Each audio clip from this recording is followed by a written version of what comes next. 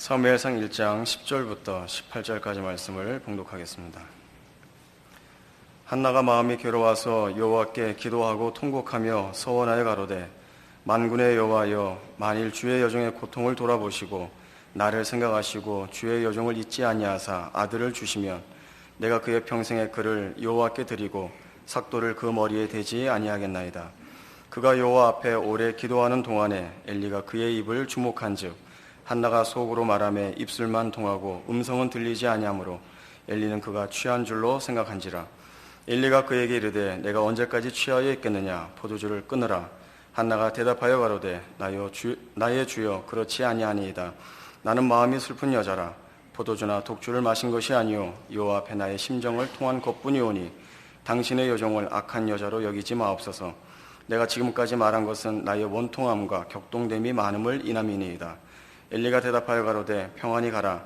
이스라엘의 하나님이 너의 기도하여 구한 것을 허락하시기를 원하노라.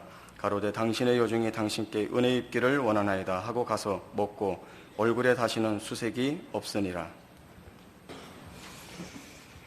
이 사무엘 상하의 그 첫 주인공이 되는 사무엘은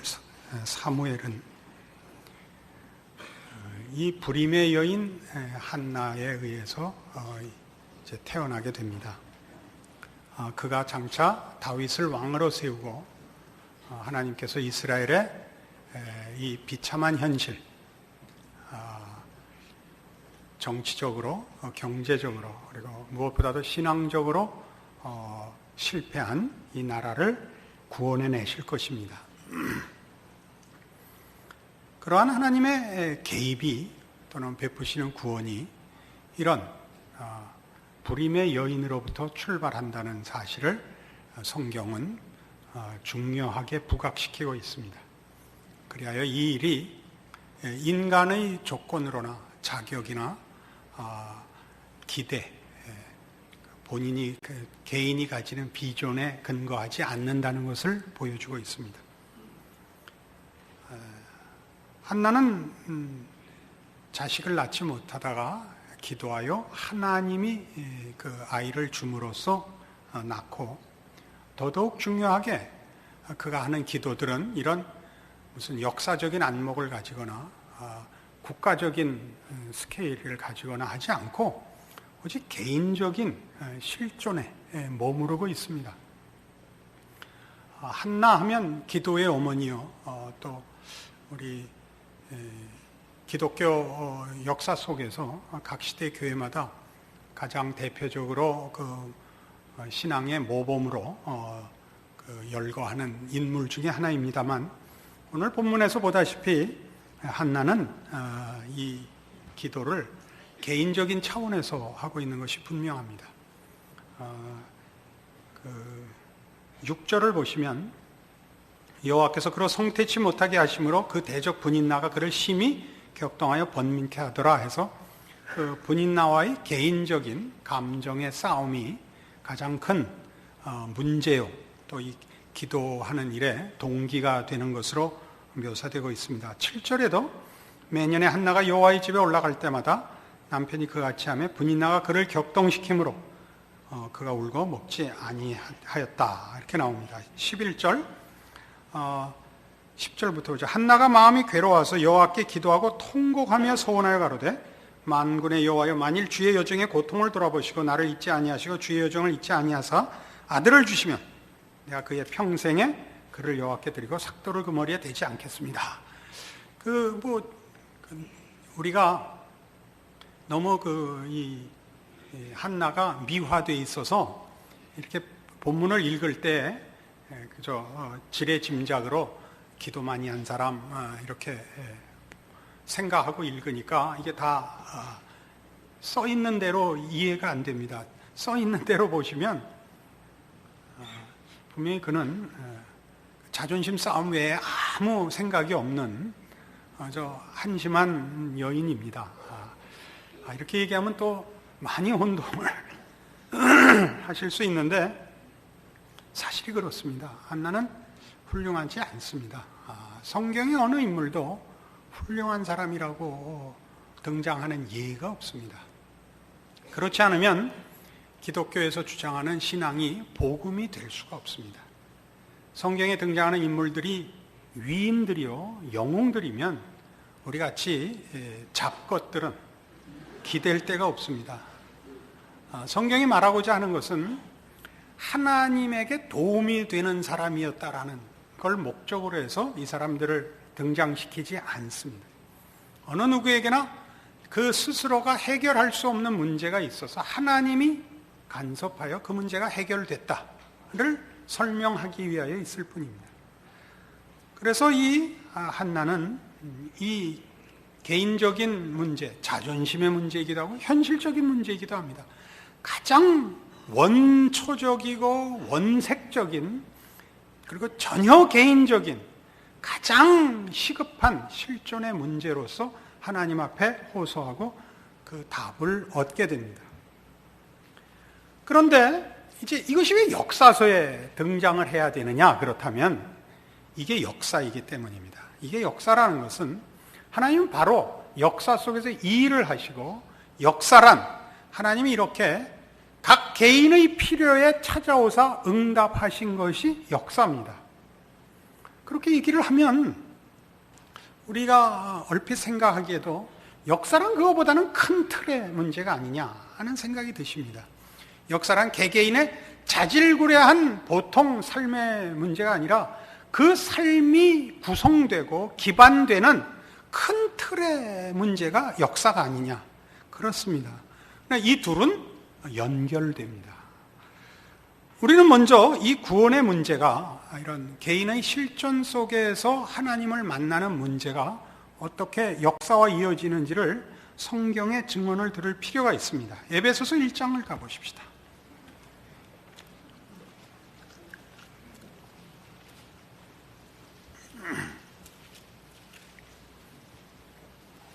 신약성경 310페이지 에베소서 1장 7절입니다.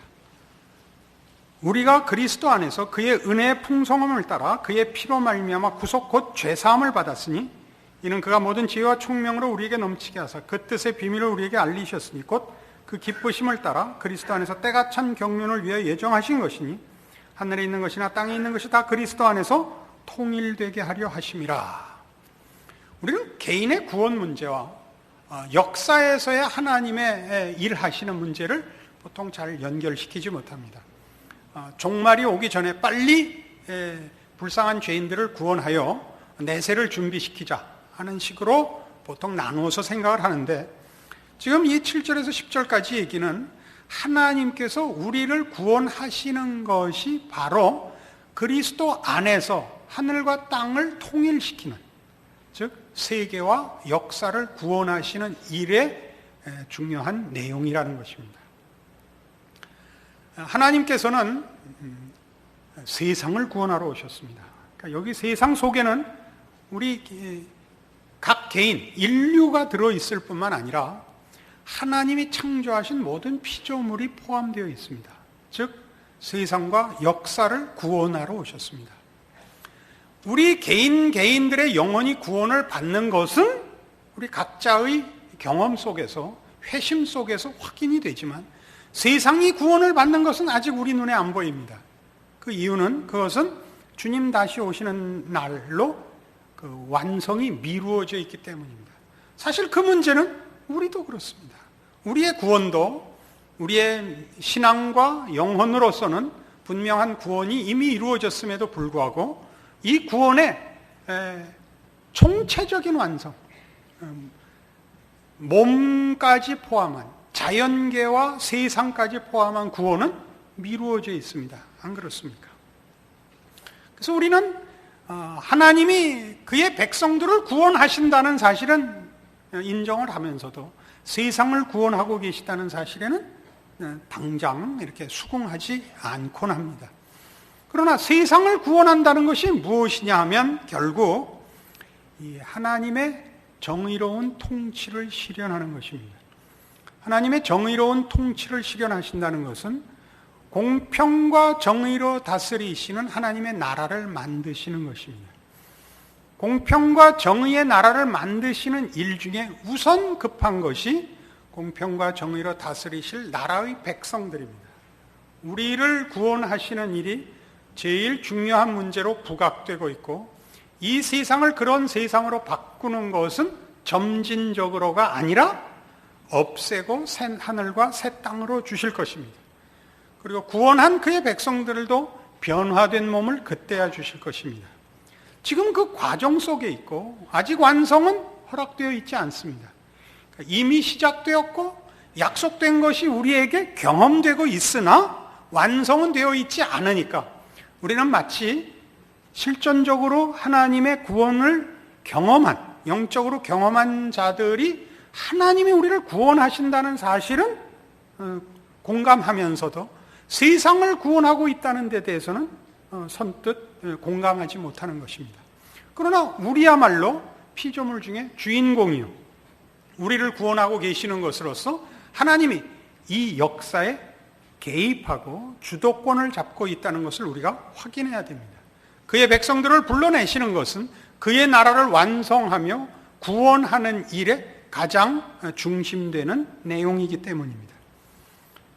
그러면 여기서 우리가 잠시 말하자면 이런, 하나님께서 우리를 구원하시는 것이 역사를 완성하시며 구원하시는, 세상을 구원하시는 일과 같은 맥락이라는 이 사실에 대하여 부정적인 생각이 드는 부분, 정치나 경제나 사회나 교육이나 문화나 다 바뀌는 것이 없지 않느냐, 구원하고 있다면 뭐가 진전되는 것이 있어야 되지 않느냐 하는 문제를 하나 짚고 넘어갈 수밖에 없습니다. 로마서 8장입니다.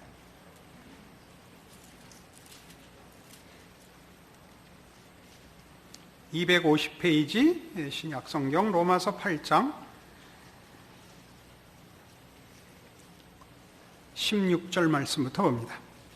성령이 친히 우리 영으로 더불어 우리가 하나님의 자녀인 것을 증거하시나니 자녀이면 또한 후사 곧 하나님의 후사요 그리스도와 함께한 후사니 우리가 그와 함께 영광을 받기 위하여 고난도 함께 받아야 될 것이니라. 생각건대 현재의 고난은 장차 우리에게 나타날 영광과 좋게 비교할 수 없도다. 피조물에 고대하는 바는 하나님의 아들들에 나타나는 것이니 피조물이 허무한데 굴복하는 것은 자기 뜻이 아니요 오직 굴복해 하시는 이로 말미암음이라. 그 바라는 것은 피조물도 썩어짐의 종로로 단 데서 해방되어 하나님의 자녀들의 영광의 자유에 이루는 것이니라. 피조물이 다 이제까지 함께 탄식하며 함께 고통하는 것을 우리가 아나니 이뿐 아니라 또한 우리 곧 성령의 처음 익은 열매를 받은 우리까지도 속으로 탄식하여 양자될 것 곧 우리 몸의 구속을 기다리느니라. 우리가 소망으로 구원을 얻었음에 보이는 소망이 소망이 아니니 보는 것을 누가 바라리요. 만일 우리가 보지 못하는 것을 바라면 참음으로 기다릴지니라. 하나님께서 우리를 구원하셨고 또 계속 그의 백성들을 불러내실 것이요 그렇게 그의 나라를 완성하실 것입니다. 세상이라는 이 구조, 체제는 단번에 바꾸실 수 있습니다. 그러나 우리는 만들어 가신다, 그렇게 성경은 얘기하고 있습니다. 하나님의 자녀로 불러내실 뿐만 아니라 이렇게 과정을 가지고 시간을 가지고 단계를 거쳐 완성해 내시기 위하여 시간이 필요하신 것 같습니다. 우리를 위하여. 그러니까 세상은 언제든지 바꿀 수 있습니다. 그러니까 세상에서 우리가 하나님이 이 세상을 다스리시고 개입하고 계시다면 왜 그 진전이나 발전이 없느냐? 세상이 진화되거나 발전하여 천국이 만들어지는 것이 아니라 세상은 없애고 새 것으로 주기로 하셨고 우리는 만들어 가신다고 합니다. 성경이 설명하는 그 세상을 구원하시는 데 있어서 하나님이 그의 백성을 다루시는 방법과 세상을 다루는 것의 차이입니다. 그러니까 세상은 어떻게 됐냐면 죄가 왕노릇하는 환경과 조건 속에 그냥 놔두고 있습니다. 그의 백성을 불러내고만 있습니다. 그러니까 우리 출애굽기 할 때 확인한 바와 같이 구원은 창조 질서의 회복이었습니다. 구원은 다만 내세적이지만 않고 현세적으로도 하나님의 자녀된 것을 누리고 또 책임져야 할 일이었습니다. 우리는 빛의 자녀로 살고 생명과 진리를 소유한 자로 비로소 정당한 하나님의 피조물로서 자리매김을 하며 인생을 살아야 하고 이웃 앞에 서야 했습니다. 그렇죠. 그런다고 해서 세상이 바뀌지는 않을 것이다 이겁니다. 그런다고 해서. 그러나 이건 우리가 이미 누리는 것입니다. 세상은 죄 아래에 있기 때문에 지금 로마서 8장에서 본 바와 같이 썩어짐의 종로로 타는 것입니다. 그러니까 세상에 있는 모든 것은 정치, 사회, 경제가 문제가 아니라 죄로 인하여 인간의 활동 어느 곳에든지 부패와 혼돈이 있다 이겁니다. 부패와 혼돈이 있다. 그러니까 우리가 역사를 보면서 하나님이 개입하셨다면 나아져야 되지 않느냐라는 것은 잘못 보고 있는 겁니다. 증상과 현상에 관한 것입니다. 정치가 잘못되고 경제가 잘못되는 것이 아니라 어느 곳에나 썩어짐이 있단 말이죠. 어느 곳에서나 그 부패와 혼돈과 무질서와 무지가 있다 이거죠.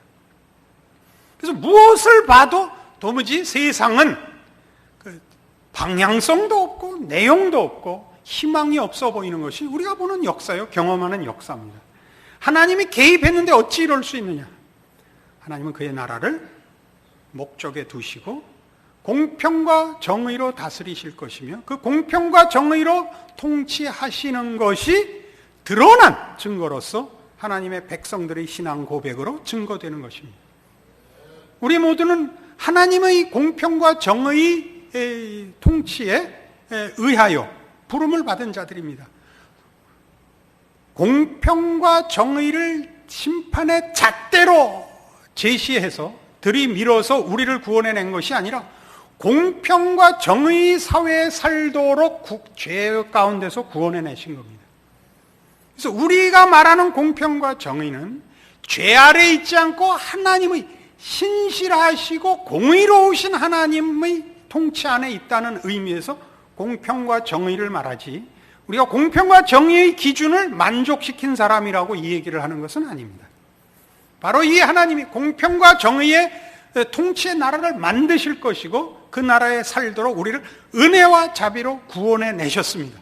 그 일을 우리에게 행하셨고 우리 보고 그 통치 속에서 살라고 하심으로 사실은 세계 역사를 보면 이 죄 때문에 부패하고 혼돈과 무질서 속에 있는 반복되는 세상의 죄의 증상들 속에서 하나님이 이 일을 해오신 것을 신자들은 볼 수 있어야 합니다.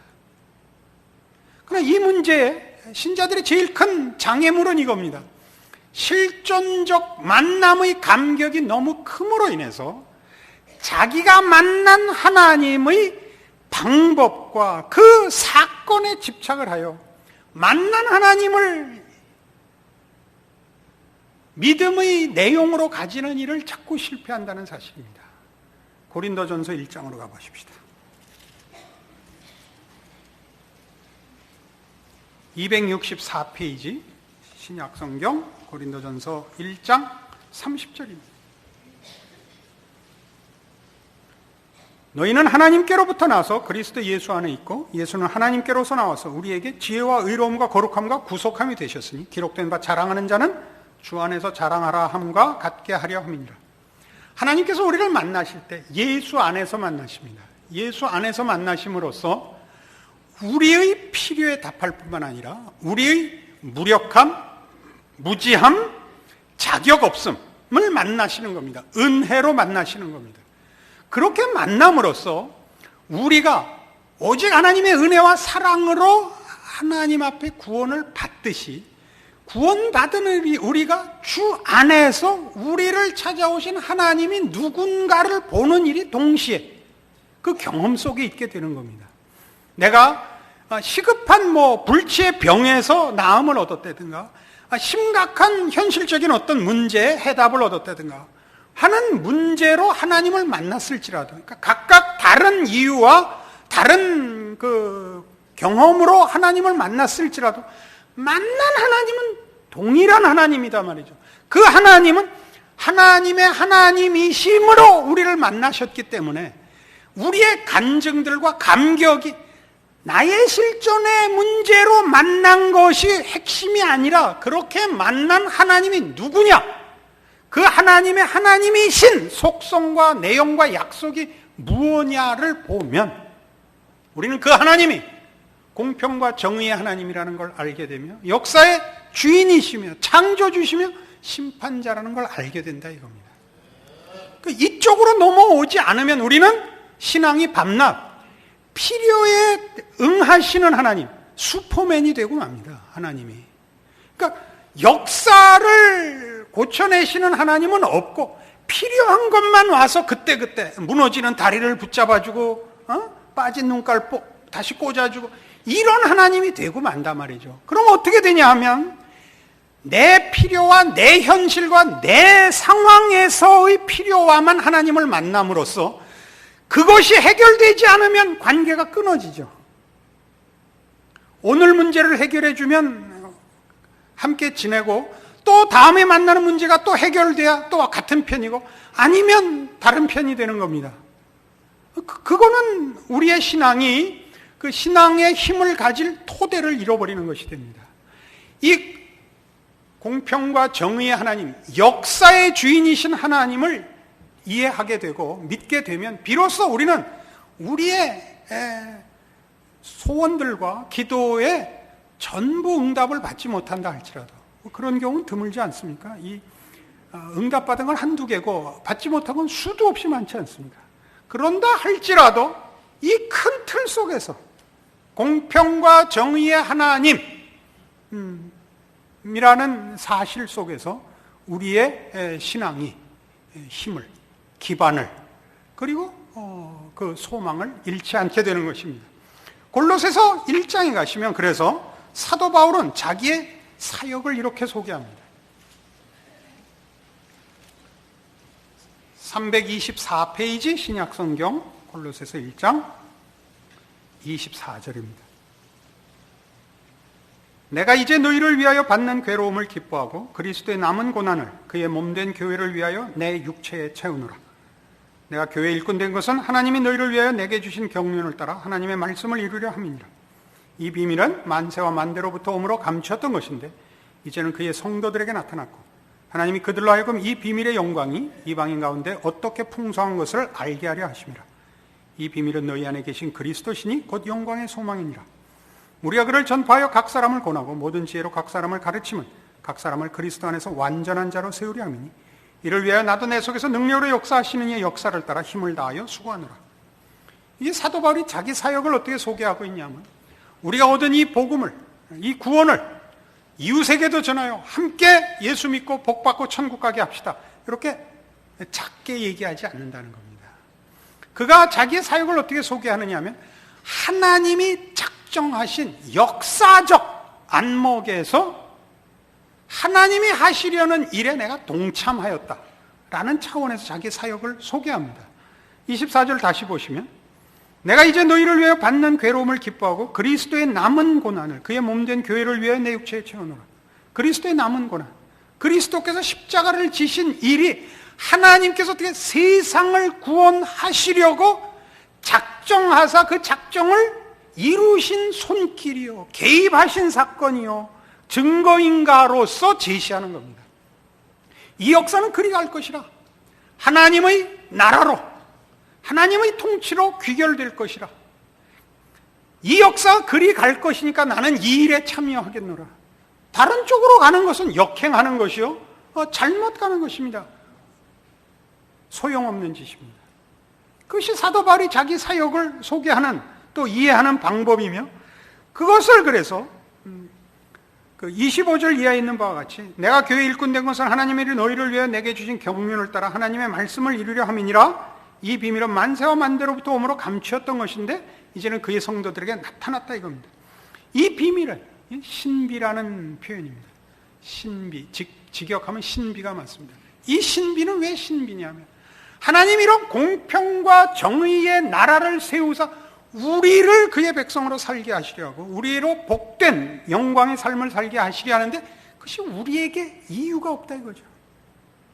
하나님이 이 일을 이루어 우리에게 복을 주시며 우리에게 은혜를 베푸시며 영광된 삶을 살게 하시려는 일이 우리가 요구했거나 동참했거나 무슨 조건이 있는 것이 아닌데 하나님이 이 일을 우리에게 허락하셨다. 참으로 말이 안 되는 일이다. 이해가 안 되는 일이다. 이것이 이 신비입니다. 그러나 이것이 하나님이 하시려는 역사적 목적이요, 세계를 향한 그의 작정입니다. 그러니까 우리는 역사를 알고 있는 유일한 자들일 것입니다. 그리고 이 일의 결국이 얼마나 복된 것이냐를 그 27절에 보는 바와 같이, 하나님이 그들로 하여금 이 비밀의 영광이 이방인 가운데 어떻게 풍성한 것을 알게 하려 하심이라. 이 비밀은 너희 안에 계신 그리스도시니 곧 영광의 소망이라. 영광의 소망이라. 이것이 얼마나 놀랍고 굉장한 하나님의 약속인가. 우리에게 허락된 구원, 역사의 목표가 세상과 인류에게 얼마나 영광스러운 목표로 약속되어 있는가 때문에 바울은 그의 생애를 하나님의 이 일에 바치는 것입니다. 이러한 이해야말로 우리 모든 성도들이 삶을 살면서 가져야 하는 중요한 기독교 신앙에 대한 이해입니다. 이런 것이 없으면 우리는 그저 개인적인 이해관계에서 벗어나지를 못하며 우리 삶에서 부닥치는 이 세상과 인생의 그 부조리, 설명되지 않는 억울한 것들 속에서 그저 늘 비틀거릴 것입니다.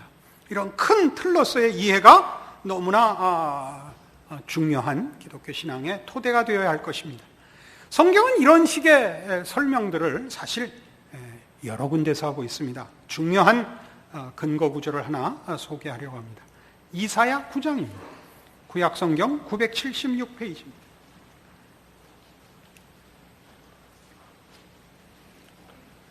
이사야 9장 1절, 전에 고통하던 자에게는 흑암이 없으리로다. 옛적에는 여호와께서 스불론 땅과 납달리 땅으로 멸시를 당케 하셨더니 후에는 해변길과 요단 저편 이방의 갈릴리를 영화롭게 하셨느니라.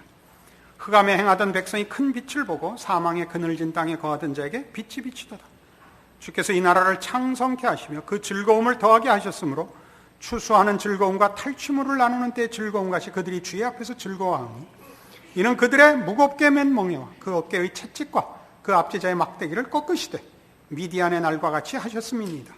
어지러이 싸우는 군인의 갑옷과 피 묻은 복장이 불에 섭같이 살라지리니 이는 한 아기가 우리에게 낳고 한 아들을 우리에게 주신 바 되었는데 그 어깨에는 정사를 메었고 그 이름은 기묘자라 모사라 전능하신 하나님이라 영존하신 아버지라 평강의 왕이라 할 것임이라. 그 정사와 평강의 더함이 무궁하며 또 다윗의 위에 앉아서 그 나라를 굳게 세우고 자금 이후 영원토록 공평과 정의로 그것을 보존하실 것이라. 만군의 여호와의 열심히 이를 이루시리라. 이 메시아에 대한 예언입니다. 그러나 이 메시아는 왜 오는가? 하나님께서 작정하신 공평과 정의의 나라를 이루러 오십니다. 그는 오셔서 눈먼 자를 눈을 뜨게 할 뿐만 아니라 눈이 쓸모있도록 빛도 비추실 것입니다. 그러니까 하나님의 공평과 정의의 통치는 각 개인에게 눈을 줄 뿐 아니라 그 눈을 복되게 사용할 빛을 주시는, 역사와 세계를 고치시고 동시에 그 안에 그 모든 피조물들을 고치시는, 영화롭게 하시는, 창조 때 가지셨던 그의 창조의 영광의 목적을 이루시려는 구원으로 하나님은 역사 속에, 세상 속에, 그리고 각 영혼 속에 지금도 찾아오고 계십니다. 그리고 그 일을 이루실 것입니다. 이 일을 7절에 있는 바와 같이 그 정사와 평강의 더함이 무궁하며 또 다윗의 위에 앉아서 그 나라를 굳게 세우고 자금 이후 영원토록 공평과 정의로 그것을 보존하실 것이라. 너무나 감사하지 않습니까? 집에 이런 구절들 좀 붙여놓으시기 바랍니다. 할 수 있거든이 무슨 말이야? 이거 말고 그것도 좋은 말입니다. 물론 이거 더 좋죠. 그리고 이 끝절을 제가 아주 좋아해서 제 처음 책에다 제목으로 붙였던 겁니다. 만군의 여호와의 열심히 이를 이루시리라. 하나님은 이 약속을 그의 진실하심으로 허락하시고 작정하셨을 뿐만 아니라 의지를 가지고 이 일을 하실 것입니다. 우리는 그 의지와 그 신실하신 약속의 결실들이요, 증인들인 것입니다. 여러분들의 신자된 삶이 이 하나님의 통치 속에서 빛을 발하지 않는다면 그 누가 이 일을 대신할 수 있겠습니까? 여러분의 신자된 그 현실과 존재에 대하여 더 깊은 감사와 더 큰 능력의 충성이 있기를 바랍니다. 기도하십시다. 하나님 아버지 은혜를 감사합니다. 온 천하의 주인이시여 역사와 우리 각 영혼의 주인이신 하나님께서 이제 공평과 정의로 다스리는 나라를 시작하셨고 그렇게 찾아오셨고 예수 그리스도로 증언하셨습니다. 우리 각자의 삶이 하나님을 아버지라 부르는 자녀로서의 삶인데 우리의 존재와 우리의 서 있는 자리야말로 귀한 하나님의 통치의 영역입니다. 주께서 친히 가르쳐 주신 기도에도 나타났듯이 나라의 임하옵소서라는 기도가 우리의 현실 속에 삶 속에 그대로 결실하는 우리의 존재와 신앙이 되게 하사 하나님 영광 받으시며 우리의 삶에 복된 것들로 세상 앞에 증인으로 서게 하여 주시옵소서. 예수님 이름으로 기도합니다. 아멘.